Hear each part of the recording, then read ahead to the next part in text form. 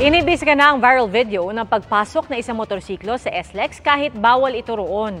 Ayon sa investigasyon ng LTO, ang rider ay isang Coast Guard personnel.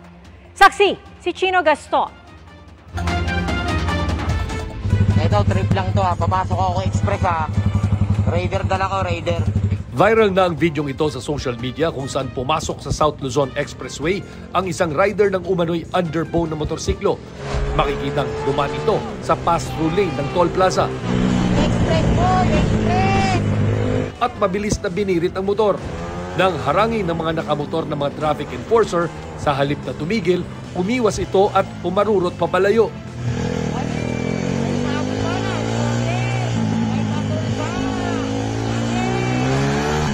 Nakatakas man ang rider na to sa mga enforcer ng SLEX, tila wala naman siyang kawala sa Land Transportation Office o LTO.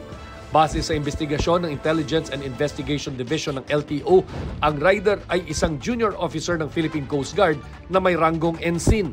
Sa ilalim ng RA 2000 o ang Limited Access Highway Act, mahigpit na ipinagbabawal sa mga expressway ang mga motor na mas mababa sa 400cc ang laki ng makina dahil sa tuli ng mga sasakyang dumaraan dito at para na rin sa kaligtasan ng mga rider.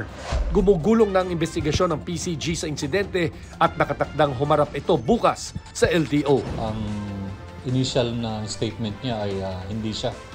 At sinasabi niya na nirepost niya lang din yung social media post.